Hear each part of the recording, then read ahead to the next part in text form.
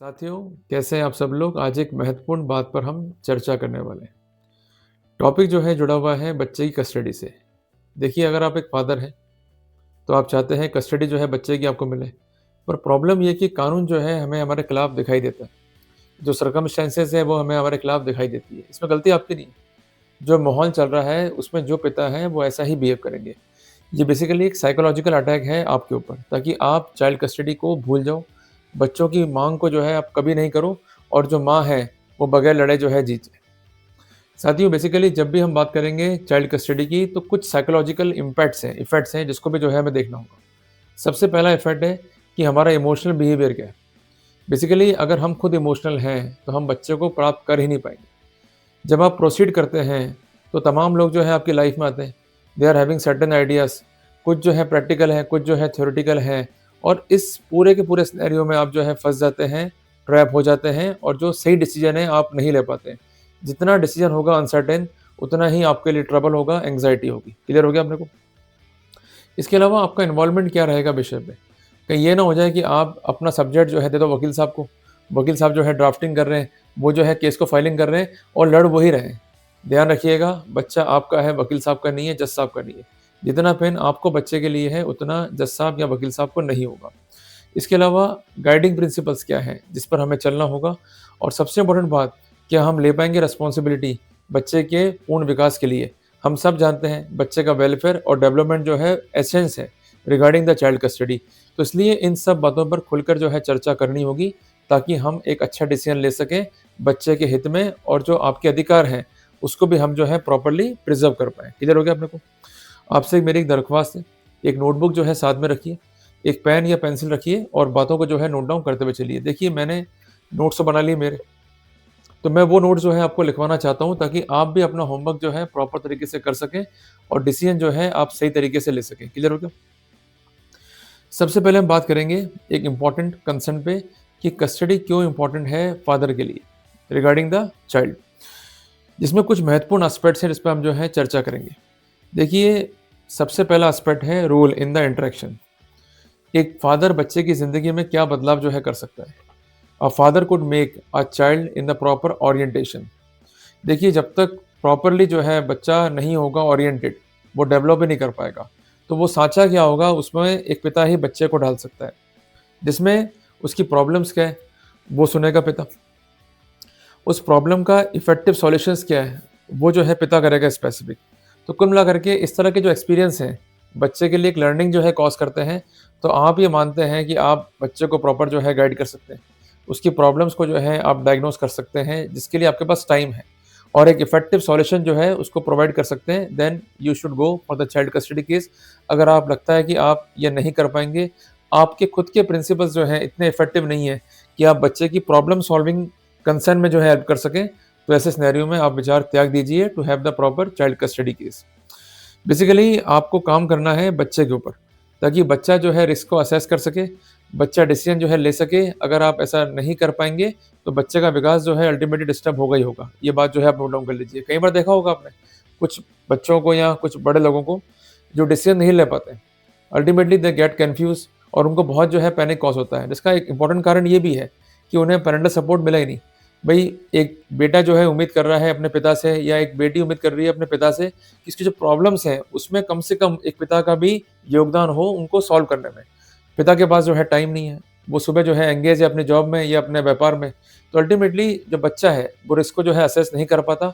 Ultimately वो जाता है उन लोगों के पास में, जो उसे प्रॉपर सॉल्यूशंस नहीं दे पाते हैं, पर अल्टीमेटली उन्हें वही सॉल्यूशन जो है दिखाई देते हैं, जिसका प्रभाव क्या पड़ता है कि भविष्य में जाकर के ना तो वो रिस्क को जो है असेस कर पाता है, ना ही डिसीजन जो है ले पाता है। तो बच्चे का पूर्ण विकास जो है इंश्योर नहीं हो पाता है।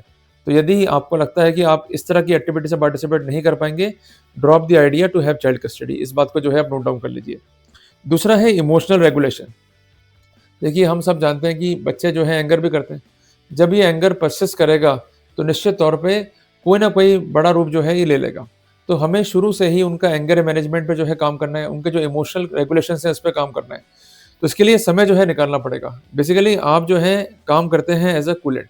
एक बात ध्यान रखिएगा, कई बार देखा है मैंने कि माएँ जो है मारती हैं बच्चों को, बच्चे रो के आते हैं पिता के पास में, फिर पिता उन्हें ले जाते हैं घुमाने के लिए, या टॉफ़ी जो है दिला के ले आएँगे या पेंसिल दिला के ले आएँगे। कुल मिला कर के उनको डाइवर्ट रखते हैं ताकि उनका गुस्सा जो है शांत हो सके और वो कोई गलत काम में जो है ना पड़ जाएँ।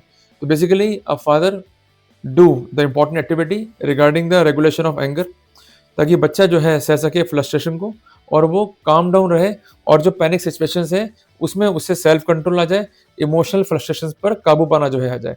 अगर आपको लगता है कि आप बच्चे को इस एंगल से डेवलप नहीं कर पाएँगे, then drop the idea to have the child custody. कुल मिलाकर के जब भी बच्चा जो है हारता है या बच्चे पे कोई एग्रेसिव अटैक होता है, तो वो अब्यूज़िव बिहेवियर जो है शो कर सकता है। वो ऐसा बिहेवियर शो कर सकता है जिसमें वो फ़ील करे लेस कॉन्फिडेंट। तो आप भी वो व्यक्ति हैं जो कॉन्फिडेंस जो है उसको वापस से रिस्टोर कर सकते हैं। इसलिए बहुत बड़ी भूमिका है। सिर्फ़ बच्चा लेके आ जाना पर्याप्त नहीं है। बच्चे के लिए हम बेस्ट से बेस्ट क्या कर सकते हैं, ये भी जो है काफ़ी इम्पोर्टेंट है। तीसरी बात है कि बच्चा जो है मानता है अपने पिता को रोल मॉडल, ध्यान रखना। उसके लिए माँ रोल मॉडल नहीं है, बच्चे के लिए एक पिता जो है रोल मॉडल है। बच्चा चाहे मेल हो, चाहे फीमेल हो, इससे फ़र्क नहीं पड़ेगा। तो बेसिकली चाइल्ड सीखता है आपसे और आपके एक्टिविटीज़ से। वो आपको लगातार जो है ऑब्ज़र्व कर रहा होता है कि मेरे पिताजी जो है घर पर कब आते हैं, घर पे से जो है कब जाते हैं, क्या वो जिम जाते हैं या कोई ऐसी एक्टिविटी जिससे वो खुद में जो है डेवलपमेंट जो है लेके आ रहे हैं। अगर आप उस तरह की एक्टिविटीज़ में जो है इन्वॉल्व नहीं है, आप डिसिप्लिन लाइफ़ को नहीं जी रहे हैं, तो आप बच्चे को लेके मत आना मेहरबानी करके। प्रॉब्लम क्या होती है कि जब आप खुद डिसिप्लिन नहीं है, तो आप बच्चे की लाइफ़ में जो है डिसिप्लिन पैदा नहीं कर पाएँगे। जब तक प्रॉपर मैनेजमेंट आपका नहीं होगा, तब तक बच्चा जो है डेवलप नहीं करेगा, तो ये इम्पोर्टेंट जो है कंसर्न है। चौथी बात है कि बच्चे से आपका अटैचमेंट क्या है? क्या बच्चे की प्रॉब्लम सॉल्विंग में आपका योगदान है? जो बच्चे की पीटीएम्स होती हैं, क्या उसमें आप जा रहे हैं? जो बच्चे का होमवर्क है, क्या उसमें आप हेल्प कर रहे हैं? जो बच्चे का बेड टाइम है, क्या उसको आप मेंटेन कर पा रहे हैं? क्या उसको वीकली जो है आप ले जा रहे हैं आउटिंग पे?